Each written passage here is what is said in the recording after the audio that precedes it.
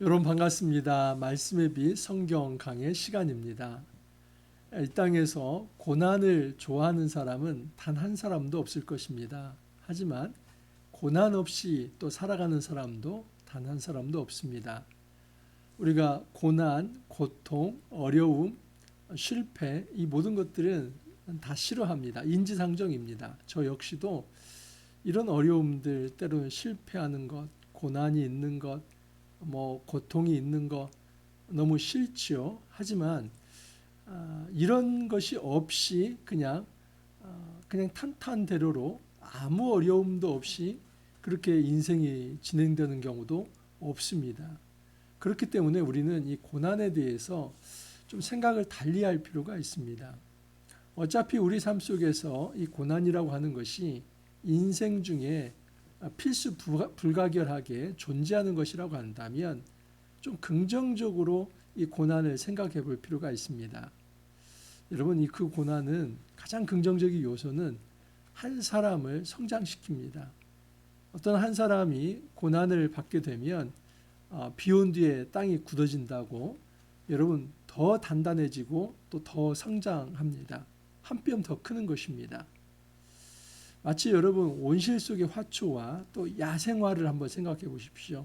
그 야생화는 때로는 비바람이 치고 때로는 가물어도 잘 견디고 살아납니다. 하지만 이 온실 속의 화초가 이제 야생으로 옮겨 심었을 경우는 쉽게 시들거나 죽을 수도 있습니다.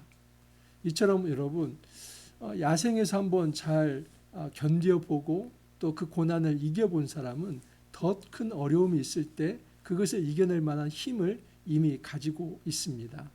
그래서 그 사람은 또 거기에서 이겨내면 더 큰 어려움도 이겨낼 수 있는 큰 사람으로 성장할 수 있습니다. 이런 의미에서 우리는 이 고난을 꼭 정말 내 인생에 그 잘못된 것 또는 쉽게 소위 말하면 세상적으로 하는 얘기죠. 재수 없는 것으로 그렇게 치부해서는 안 될 일입니다. 어떤 어려움이든 그것이 내가 원해서든 원치 않아서든 또 내가 선택해서든 선택하지 않아서든 우리 삶에 찾아오는 이 어려움들을 우리는 정말 잘 이제 받아들일 필요가 있고 그 속에서 우리는 또 한 뼘 더 커야만 하는 그런 어떤 책임과 임무가 우리에게 남아 있습니다. 오늘 이제 다윗이 그런 인물입니다. 여러분 다윗은 온갖 풍파 속에서 그것을 이겨내며 성장한 사람입니다. 그래서 그 사람에게는 단지 이 헤브론에서 유다의 왕만이 아니라 이제는 예루살렘에서 진정한 남유다와 북이스라엘의 통일왕국의 온 이스라엘의 왕이 되는 모습입니다. 어제도 살펴보았지만 이제 이 11장과 12장은 사실은 한 단락으로 연결되어 있습니다. 이 다윗이 이제 이런 풍파를 다 이겨내고 즉위하기까지 그 과정을 살펴보면서 우리가 어떻게 이 땅에서 어려움과 고난이 있을 때에 그것을 믿음으로 잘 이겨낼 수 있을지 한번 생각해 볼 수 있기를 바랍니다. 자, 오늘 말씀은 12장 1절 40절입니다. 다윗이 기스의 아들 사울로 말미암아 시글락에 숨었을 때에 그에게 와서 싸움을 도운 용사 중에 든 자가 있었으니, 여러분 다윗이 시글락에 내려갔다 하는 것, 이 역사적 배경을 이해해야만 합니다. 이거 모르면 이 말씀 전혀 묵상할 수 없는 말씀입니다. 이 시글락이라고 하는 곳은 여러분 이스라엘 경내가 아니고 블레셋이 통치하는 그 지역입니다. 그래서 이 블레셋의 어떤 그 영토 안에 있는 성읍이 시글락입니다. 블레셋은 이제 5 어떤 그 왕들이 있습니다. 그러니까 블레셋이 한 왕이 아니라 이 블레셋에 이 5 성읍이 있고 5 왕이 있는데 그 중에 이 가드 왕 아기스가 있습니다. 다윗이 사울에게 쫓길 때에 다윗은 정말 어렵고 힘든 이 딜레마에 빠지게 됩니다. 왜냐하면 사실 다윗은 그가 가지고 있는 어떤 책략과 또는 용기와 그리고 어떤 다부진 모습을 통해서 사울을 사실은 제거할 수도 있었습니다.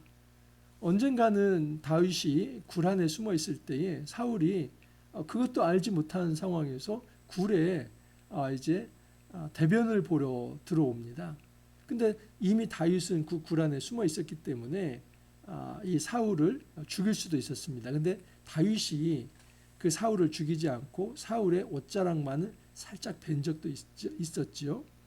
여러분, 이처럼 다윗은 사울을 죽일 수 있는 어떤 여건이 다 있었지만은 사울을 죽이지 않습니다. 한 가지 이유입니다. 그것은 사울을 하나님께서 기름 부어 세우셨기 때문이다. 그래서 이 다윗에게 딜레마는 무엇이냐면 사울에게 쫓기지만 사울과 맞서 싸울 수 없는 상황입니다. 그러니까 다윗은 어디 갈 자리가 없는 것이지요. 사울은 계속해서 온 천지를 다 이잡듯이 그렇게 뒤져가지고 이제 다윗을 쫓아가면서 죽이려고 합니다. 그러니까 이스라엘 경내에 누구도 이제 다윗을 도우려 하지 않고 다윗은 그렇다고 해서 반기를 들어서 사울을 죽일 수도 없는 상황입니다. 그래서 다윗이 내린 판단은 뭐냐면 이스라엘을 떠나서 블레셋, 당시 블레셋은 이스라엘과 적국 아닙니까? 근데 이스라엘과 적국인 이 블레셋으로 망명에 들어갑니다. 그리고 가드왕 아기스에게 몸을 맡기지요. 가드왕 아기스는 좋다고 생각을 했습니다. 한번 정치적으로 외교적으로 생각을 해보십시오. 지금 이 다윗이 사울과 대척점에 있고 사울이 미워하는 자인데 다윗이 이제 사울을 피해서 블레셋에 왔습니다. 그런데 이 다윗 밑에 600명이나 하는 용사도 있습니다. 잘됐다. 지금 이 블레셋이 이스라엘과 싸우는데 그 사울왕과 싸우는데 이 다윗 군대를 이용한다면 이제 이스라엘도 이 블레셋이 이길 수 있겠구나, 그런 심산으로 다윗을 받아들이게 됩니다. 그래서 다윗이 이제 거짓 어떤 충성 맹세를 하고 그 대가로 이 블레셋 이 가드왕 아기스가 다윗에게 하사한 성읍이 바로 시글락입니다. 그래서 이 시글락에서 다윗이 1년 4개월 동안 머무르게 됩니다. 자, 그런데 다윗이 여러분 이 시글락을 거점으로 해서 이 이스라엘 남부 쪽에 있는 대적들, 특별히 아말렉 족속들, 이런 족속들을 다 칩니다. 이건 어떤 역할을 하냐면 다윗이 비록 유다 땅을 도망해서 이제 이 블레셋에 몸을 실었지만 이 유다를 지키는 보호자, 이 어떤 이 가이드 역할, 이 어떤 이 보디가드 역할을 이 다윗이 하고 있습니다. 그러니까 사울이 사실은 남과 북의 전체를 다스리는 왕으로서 존재하지만 그 사울이 제대로 국민을 지키지 못하고 오히려 다윗을 죽이려고 할 때 다윗은 블레셋 땅에 숨어 들어왔지만 그 시글락을 중심으로 해서 계속 출병을 해서 남쪽에 있는 이 이스라엘의 대적들을 계속해서 치면서 그렇게 살아갑니다. 여러분, 그때에 사람들이 모여들게 됩니다. 여기 보면 2절을 보면 그들은 활을 가지며 좌우 손을 돌려 물매도 던지며 화살도 쏘는 자요 베냐민 지파 사울의 동족인데 그 이름은 이러하니라 하면서 베냐민 지파 사람들이 이제 다윗에게 나왔다라는 이 기록이 있습니다. 근데 여러분, 이 베냐민 지파가 어떤 지파입니까? 사울 왕의 지파입니다. 그러니까 이스라엘의 초대 왕은 사울 왕이고 그 사울 왕을 배출해낸 이 지파가 베냐민 지파입니다. 그러니까 이 베냐민 지파가 대단히 용맹스러운 지파이죠. 특별히 이 베냐민 지파는 물매를 잘 돌렸습니다. 그래서 아주 그 백발백중입니다. 근데 그런 용사들이 즐비한 곳이 베냐민 지파인데 여러분, 현재 왕이 누구냐면 현직 왕은 사울입니다. 그리고 다윗은 그 사울의 미움을 사서 도망을 쳐서 이제 블레셋, 이스라엘의 적국인 이 블레셋에 망명을 해왔는데 이 블레셋까지 찾아와서 다윗에게 이제 찾아와서 우리가 다윗을 돕겠습니다 하는 사람들이 있었다는 것이죠. 뭐 다른 지파는 좀 그래도 백보양보해서 그럴 수 있다고 생각합니다. 그런데 베냐민 지파는 이 사울 왕의 본거지이고 사울 왕을 배출해낸 이 사울 왕의 고향이 바로 베냐민 지파인데 그 베냐민 지파 일부가 다윗에게 돌아왔다는 겁니다. 그렇기 때문에 이들의 돌아옴은 사울 왕에서 볼 때는 배신이죠. 자기의 동족이 자기들을 버리고 다윗에게 갔다 이렇게 생각할 수 있습니다. 그런데 여러분 여기서 이 베냐민 지파 일부가 다윗에게 나온 것은 단순한 배신이 아니라 진정한 분별력과 바른 판단이다라고 볼 수 있습니다. 그들은 배신이 아닌 영적 분별력을 가지고 정말 무엇이 옳은지를 판단하며 그 옳은 길을 선택했습니다. 때로는 이럴 때가 필요합니다.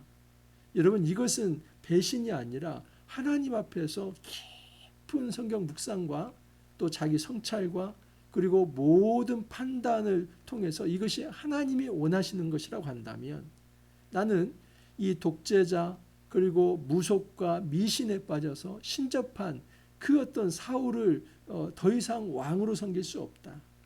차라리 하나님께서 기름 부어 세운 이제 이 다윗을 아직 이제 왕으로서 등극하지도 않고 그리고 굉장히 이제는 아직은 떠오르지도 못한 그런 태양이지만은 내가 이 다윗을 중심으로 새로운 나라를 세워보고 싶다. 그 판단은 옳은 판단이고 바른 영적 분별력입니다. 그렇기 때문에 이 베냐민 지파는 배신자들이 아니라 영성 깊은 자들이고 영적 분별력을 가지고 하나님이 기름 부어 세운 이 다윗에게 나아간 것입니다. 하나님은 일찌감치 사울을 폐위하기로 이 사무엘을 통해서 말씀하셨습니다. 그래서 사울을 버리고 다윗에게 찾아간 것은 배신이 아니라 영적 분별력이다라고 생각할 수 있습니다. 자, 8절 이하를 보면 갓 사람 중에 광야에 있는 요새에 이르러 다윗에게 돌아온 자가 있었으니 다 용사요 싸움에 익숙하여 방패와 창을 능히 쓰는 자라 그의 얼굴은 사자 같고 빠르기는 산의 사슴 같다. 여기 보면 갓 사람들도 용사들이 나옵니다. 그런데 다윗이 가장 어려울 때 망명 생활할 때 그 시글락에 나온 것입니다. 그렇기 때문에 여러분 어떤 사람이 형편이 좋을 때 그 사람에게 가는 것은 그것은 보편적으로 있을 수 있는 일입니다. 근데 진짜 백인은 어떤 사람이냐면 그 사람이 어렵고 힘들고 고난받고 정말 누가 봐도 고통 속에 있고 가장 어려운 상황에서 그 사람의 진가를 알고 그 사람에게 나아가는 사람들은 진짜 영적 분별력이 있는 사람이다라고 볼 수 있습니다. 여기 베냐민 지파 사람들이 그렇고 갓 지파 사람들이 그렇습니다. 자, 그런데 다윗은 무작정 이 사람들을 그냥 자기에게 나온다고 해서 아무 평가 없이 검증 절차 없이 다 받아들일 수는 없습니다. 그래서 다윗 입장에서는 이제 검증하게 됩니다. 특별히 베냐민 지파는 사울의 동족이기 때문에 이들이 어떤 스파이는 아닐까, 잠입해 들어와서 다윗을 암살하려고 하는 그런 어떤 결사대는 아닐까, 이것을 검증할 필요는 있지요. 그래서 아주 자연스러운 당연한 이 의문을 품고 질문을 하게 됩니다. 자, 16절 이하를 보면 베냐민과 유다 자손 중에서 요새에 이르러 다윗에게 나오매 다윗이 나가서 맞아 그들에게 말하여 이르되 만일 너희가 평화로이 내게 나와서 나를 돕고자 하며 내 마음이 너희 마음과 하나가 되려니와 만일 너희가 나를 속여 내 대적에게 넘기고자 하면 내 손에 불의함이 없으니 우리 조상들의 하나님이 감찰하시고 책망하시기를 원하노라 하며 다윗이 분명히 얘기합니다. 특별히 베냐민 지파, 이 다윗에게 나온 가장 많은 지파는 동족인 유다 지파이죠. 또 여기 보면 갓 지파도 있다고 합니다. 그런데 이 사울의 동족인 베냐민 지파 중에서도 많은 용사들이 다윗에게 나옵니다. 다윗이 물어봅니다. 너희들이 나에게 평안을 어떤 손을 내밀고 나를 돕기 위해서 나온다면 정말 내가 축복해주고 싶은 마음이 있다. 하지만 너희들이 어떤 나를 죽이고자 하는 마음을 숨기고 스파이로 잠입해 들어와서 나를 사울에게 넘기려고 한다면 하나님께서 감찰하시고 너희들을 치실 것이다. 그렇게 이야기를 합니다. 자, 그때 베냐민 지파의 이 아마세라고 하는 사람이 베냐민 지파 이제 데리고 온 이 30명을 데리고 온 이 우두머리인데 이 사람이 성령의 임재를 받으면서 예언적 어떤 다윗에게 대답을 합니다.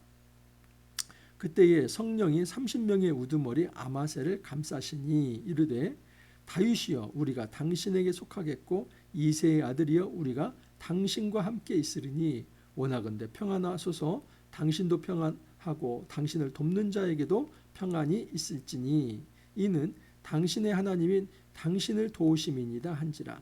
다윗이 그들을 받아들여 군대 지휘관을 삼았더라.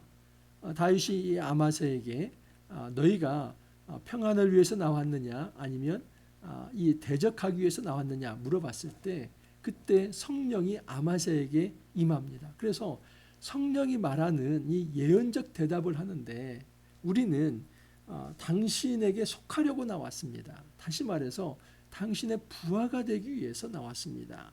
그리고 우리는 전심전력을 다해서 충성하며 당신을 도울 것입니다. 그래서 당신을 하나님께서 평안케 할 것이며 당신을 돕는 우리도 하나님께서 평안케 하실 것을 믿습니다. 근데 여기서 아주 유명한 얘기를 합니다.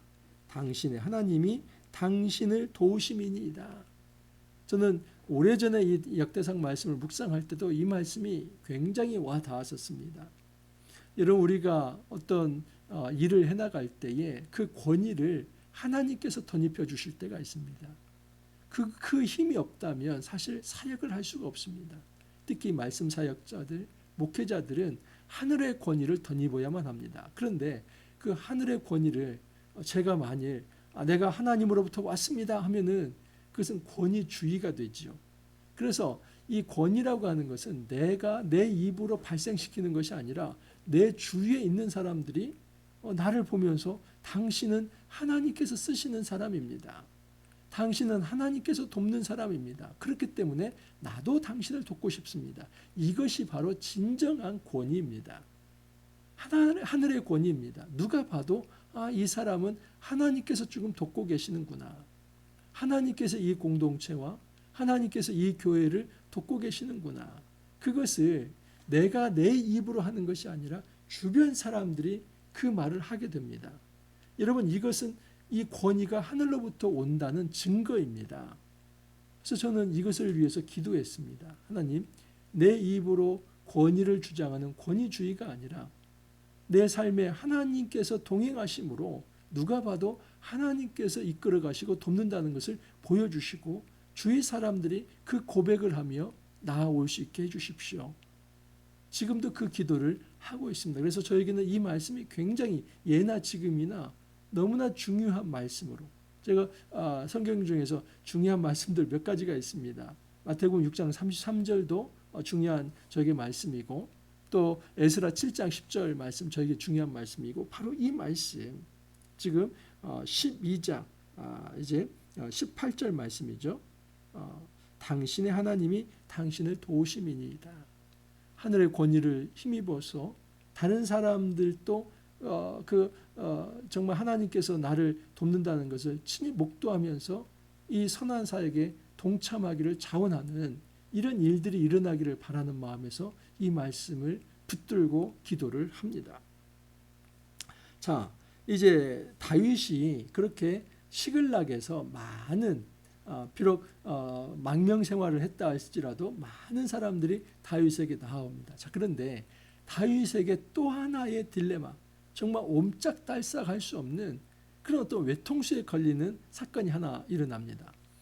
여러분, 이 블레셋은 이스라엘과 대적 관계에 있다고 했죠. 특히 이 가드왕 이 아기스가 이 블레셋 다섯 왕 중에서 굉장히 주도적 역할을 했던 사람입니다. 이제 그 사람의 중심으로 이 이스라엘과 전면전이 일어납니다. 근데 아까 뭐라고 말씀을 드렸습니까? 이 가드왕 아기스가 이 다윗을 굉장히 신뢰했습니다. 그리고 그 다윗에게 몰려드는 그 군대를 이용해서 지금 이스라엘을 치고 싶었던 것입니다. 여러분, 이거 아주 좋은 전략 아닙니까? 이 블레셋 사람들이 자기 군병이 아닌 어떻게 보면 자기에게 찾아온 이 용병, 이 다윗 군대를 통해서 이스라엘을 친다면 다윗과 사울은 영영이 대적이 될 것이고 또 다윗 역시도 영영이 이스라엘의 지도자는 될 수 없을 것이며 그리고 이 다윗의 군대의 힘을 통해서 우리는 이스라엘을 먹어버리기 때문에 일거양득이다라고 생각을 했을 것입니다. 다윗 역시도 거부할 수 있습니까? 그래서 나아가겠습니다. 나아갑니다. 이게 어떤 상황입니까? 만약에 이 다윗이 정말 이 전투에 참여해서 이스라엘과 싸운다고 보십시오. 그러면 어떻게 통일왕국의 왕이 될 수 있습니까? 이스라엘을 치고자 군대를 일으킨 사람이 어떻게 이스라엘의 왕이 될 수 있습니까? 아무리 하나님께 기름 부음을 받았지만 그 길은 묘연한 거 아닙니까? 자, 근데 이때 하나님의 섭리가 일어나게 되지요. 하나님께서 이 블레셋의 방백들, 신하들의 마음을 불안케 합니다. 그래서 이 방백들이 들고 일어납니다. 가드왕 아기스에게 안 됩니다. 만약에 이 다윗 군대가 전투에 나갔다가 뒤돌아서서 우리를 치면 우리가 어떻게 되겠습니까? 다 죽습니다. 이 다윗을 믿을 수 없습니다. 절대 불러서는 안 됩니다. 그래가지고 이 신하들에 의해서 그냥 다윗은 땡큐 하고 자기 고향 이제 시글락으로 돌아오게 되는 것이죠. 자, 그런데 시글락으로 돌아왔을 때 어떤 일이 생기냐면 다윗 군대가 전체 전장에 나아갔을 때 시글락의 이제 부녀들과 유아들만 이제 남아 있는 상황입니다. 근데 아말렉 사람들이 그 부녀들과 유아들 모든 생축과 은금과 재산을 다 탈취해서 그렇게 가버립니다. 그때에 다윗이 끝까지 찾아가서 그를 칩니다. 자, 그 이야기가 19절부터 22절까지입니다. 다윗이 전에 블레셋 사람들과 함께 가서 사울을 치려 할 때에 므낫세 지파에서 두어 사람이 다윗에게 돌아왔으나 다윗 등이 블레셋 사람들 돕지 못하였으면 블레셋 사람들의 방백이 서로 의논하고 보내며 이르기를 그가 그의 왕 사울에게 돌아가리니 우리 머리가 위태할까 하노라. 아까 말씀을 드렸죠.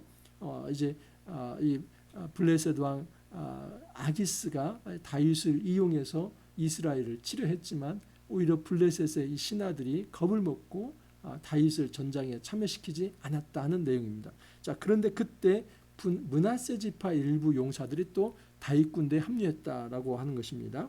20절 이하를 보면 다윗이 시글락으로 갈 때 므낫세 지파에서 그들에게 돌아온 자는 아드나와 요사박과 여디아엘과 미가엘과 요사박과 엘류와 실르데인이 다 므낫세의 천부장이라.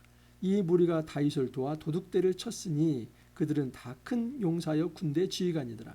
여기 도둑대가 뭡니까? 아까 말씀을 드렸지만 다윗이 시글락을 비운 사이에 이 아말렉 족속이 와서 이제 다윗의 어떤 남아 있는 다윗의 그 600명 이상의 많은 아마 이제 1000명 단위로 퍼졌을 것입니다. 근데 그 남자들은 다 전장하러 나갔기 때문에 남아 있는 부녀들과 유아들, 생축과 모든 재산을 이 아말렉 족속이 가져갔습니다. 그래서 도적대이죠. 근데 그때의 전과를 냈던 사람이 누구냐면 므낫세 지파의 용사들이 다윗을 도와서 그 도적대를 다 치고 잡아갔던 부녀들과 유아들과 생축과 모든 재산을 다시 돌이켰다 하는 그 내용입니다. 그때 사람이 날마다 다윗에게로 돌아와서 돕고자 하며 큰 군대를 이루어 하나님의 군대와 같았더라. 그래서 다윗의 군대라고 하지 않고 하나님의 군대. 그래서 다윗이 이제 어렵고 힘든 상황, 사울에게 쫓기죠. 뭐 먹을 것도 없죠. 군대는 있는데 그들을 또 챙겨야 하죠. 근데 이런 모든 상황에서 하나님께서 선하게 길을 열어주셔서 그 고난 가운데서도 다윗은 계속해서 크고 있고 성장하고 있다는 사실입니다. 자, 그래서 1절에서 22절까지는 그 시글락에서 이야기이고, 자, 23절에서 40절은 헤브론으로 돌아와서 이제는 이것은 이제 사울 왕이 죽고 이제 헤브론으로 돌아와서 거기서 다시 이제 통일 왕국의 왕이 되는 이제 거기까지 이야기를 담고 있습니다. 싸움을 준비한 군대 지휘관들이 헤브론에 이르러 다윗에게로 나와서 여호와의 말씀대로 사울의 나라를 그에게 돌리고자 하였으니 그 수요가 이러하였더라. 여러분 이것은 11장 1절에서 3절과 연결시켜 읽어야만 합니다. 11장 1절 3절을 보면 온 이스라엘이 헤브론에 모여 다윗을 보고 이르되 우리는 왕에 가까운 혈족이니이다. 그래서 그 다윗의 왕의 즉위식을 위해서 헤브론에 모였죠. 그래서 이 11장 1절부터 12장 40절까지가 하나의 문학 단위인데 12장 23절에 나와 있는 싸움을 준비한 군대 지휘관들이 헤브론에 이르렀다고 하는 것은 11장 1절에 3절의 이 말씀을 그대로 다시 가져오는 겁니다. 그래서 이제 하나의 어떤 11장과 12장이 문학 단위로 연결되어 있다는 것을 얘기하고 처음도 다윗이 이제 통일왕국의 왕으로 세워지는 것. 그리고 12장을 마치면서도 다윗이 단지 유다 왕이 아니라 온 이스라엘의 왕으로 세워진다는 것을 말합니다. 자, 근데 그때에 많은 사람들이 이제 다윗에게 나옵니다. 유다 자손, 시므온, 레위, 베냐민, 에브라임, 므낫세 반지파가 나왔다. 이게 23절에서 31절까지 말씀입니다. 자, 38절 이하를 보면 이 모든 군사가 전열을 갖추고 다 성심으로 헤브론에 이르러 다윗을 온 이스라엘 왕으로 삼고자 하고 또 이스라엘 남은 자도 다 한 마음으로 다윗을 왕으로 삼고자 하여. 그래서 다윗은 이제 명실상부한 통일왕국의 왕으로 추대되고 있습니다. 우리가 거기서 다윗과 함께 사흘을 지내며 먹고 마셨으니 이는 그들의 형제가 이미 식물을 준비하였습니다 하면서 또 그들의 근처에 있는 자로부터 이사갈과 스불론과 납달리까지도 다 나왔다라고 얘기하고 그 잔치를 위해서 이제 모든 생축과 또 양식을 공급했다라고 말을 합니다. 다윗은 여러분 이 모든 고난을 이겨내고 명실상부한 통일왕국의 왕이 됩니다. 여러분 사울 왕을 하나님께서 그의 교만 때문에 폐위시킵니다. 하지만 마음이 합하고 하나님 앞에 겸손하며 말씀에 충실했던 그 다윗을 하나님께서 통일왕국의 왕으로 세웁니다. 여러분 그 나심 니콜라스 탈레브가 2013년에 발표한 책이 있습니다. 아주 좋은 책인데 저도 읽고 있는 중인데 안티프레질이라고 하는 책입니다. 근데 여러분 이 안티라고 하는 것은 뭐뭐에 반하다. 프레질하면 부서지기 쉬운 연약한 이름인 겁니다. 그래서 안티프레질 하면은 그냥 그 말은 조어가 된 건데 새로 만들어낸 이 신조어인데 무슨 얘기냐면 어떤 충격에도 그리고 어떤 스트레스 또 어떤 혼란 상황에서도 오히려 더 강하게 되는 존재나 어떤 물질 이것을 안티프레질이라고 합니다. 그래서 충격 또는 불확실성, 혼란, 스트레스 이런 요인에 노출되었을 때 더 강해지고 성장하는 어떤 존재, 그런 어떤 물질, 어떤 시스템 이것을 안티프레질이라고 합니다. 그 다윗이 그런 사람이죠. 여러분 다윗은 소년 때에 기름 부음을 받습니다. 하지만 여러분 그 소년 이후로 다윗은 계속해서 고난이 많습니다.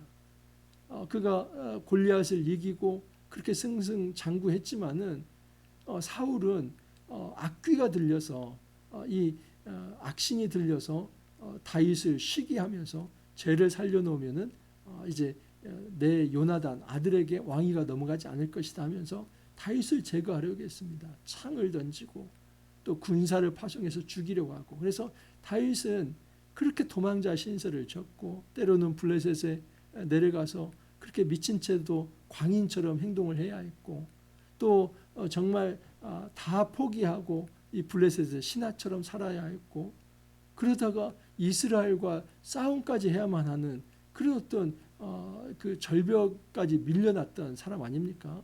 근데 그럴 때마다 그는 한 뼘씩 한 뼘씩 더 성장하고 하나님께서 그를 도우셔서 하나님의 군대를 일으켜 세워주셨다 하는 것입니다. 저 역시도 다윗과 비교할 수는 없지만은 어렵고 힘든 상황들 속에서 그 고난 속에서 성장시켜 주시는 것을 느끼게 됩니다. 여러분 제가 94년에 총신에 입학을 했습니다. 그리고 2년 휴학을 하고 다시 96년 96 학번들과 함께 이제 총신 공부를 해서 99년에 졸업을 했습니다. 그리고 2000년에 목사 안수를 받고 지금까지 이렇게 왔습니다. 그래서 목사 안수 받은 때로만 해도 25년이 지났고 1994년으로 놓고 본다면 31년이 지난 것입니다. 여러분 이 기간 동안에 정말 쉽지 않은 시간들을 저도 지나왔습니다. 굉장히 어렵고 힘든 일들 지나왔습니다. 그런데 그 속에서 저 역시도 성장한 바가 있습니다. 여러분 운동할 때 근육이 생겨난다고 하죠. 사실 이 근육이라고 하는 것은 근육이 파열되면서 그리고 다시 회복되는 가운데서 생겨나는 것이 근육입니다. 우리가 운동을 하지 않으면 이 근육은 아플 일이 없지요. 근데 운동을 하면 운동 통증이라고 하는 게 있지 않습니까? 소위 알배긴다 뭐 그러죠. 근데 그것을 계속하면 사실은 그게 아프지도 않습니다. 이 근육이 생겨나려고 한다면 운동을 해야 하는데 운동 통증은 사실은 근육이 파열되는 겁니다. 그러면 하루 운동을 하고 한 이틀 정도 쉬면은 그 파열된 부분이 이제 다시 이렇게 좀 회복이 되는데 회복되면서 근육이 더 커지는 겁니다. 근육이 있어야만 근력이 있어야만 더 큰 힘을 쓸 수가 있는 것이죠. 그렇기 때문에 여러분 단백질 섭취도 많이 해야지만 제가 별 얘기 다 하네요. 이 운동을 통해서 근력 운동을 꼭 해야만 합니다. 유산소 운동뿐만 아니라 유산소 운동만 하면은 근육이 다 빠져나갑니다. 그래서 이 근육을 쓸 수 있는 근력 운동을 꼭 해줘야만 아주 건강을 유지할 수 있습니다. 이 근력 운동이라고 하는 것은 이 근육을 파열시켜서 회복시키는 과정에서 더 생겨나는 것이 근육이다. 우리 인생도 마찬가지죠. 고난이 없으면 여러분 인생의 영적 이 인생 근육이 한 번도 파열돼 본 적이 없고 인생 근육이 한 번도 파열돼 본 적이 없는 사람은 새로운 근육이 만들어질 수가 없습니다. 그러면 힘이 없기 때문에 어려운 일을 만났을 때 금방 쓰러집니다. 이 내적인 힘이 있어야만 버텨내는데 그걸 못 버텨내는 것이죠. 한 번도 그 고난 앞에 고통 앞에 조우하면서 그것을 맞서고 이겨내려고 하기보다는 도피하고 회피하고 운둔하면서 그것을 다 밀어놨기 때문에 정말 더 이상 피할 수 없는 어떤 내 인생의 절체절명의 이 고난의 파도가 나를 이제 덮으려고 할 때는 그때는 아무 힘을 못 쓰고 그냥 떠나려 갈 때도 있다는 사실입니다. 우리 삶 속에서 이 고난이라고 하는 거 때로는 여러분 유익할 때가 있습니다. 안티프레즈. 그래서 어떤 이제 고난과 아픔과 충격과 스트레스와 그리고 혼란과 불확실성이 있다 할지라도 그것이 오히려 우리를 더 성장시킬 수 있고 더 강하게 만들 수 있다고 하는 이 영적 안티프레즐이 우리 안에 있기를 바랍니다. 여러분 어떻게 그게 가능하죠? 말씀 묵상해야만 합니다. 말씀 묵상하면 역사의식이 생기고 그 바른 영적 분별력과 판단력이 있다면 대가를 치르고서라도 내가 이 고난을 감수하고서라도 소신껏 확신을 가지고 그 길을 뚜벅뚜벅 다시 걸어갈 수 있습니다. 이 귀한 길 우리가 함께 나아갈 수 있기를 간절히 소망합니다. 기도합니다.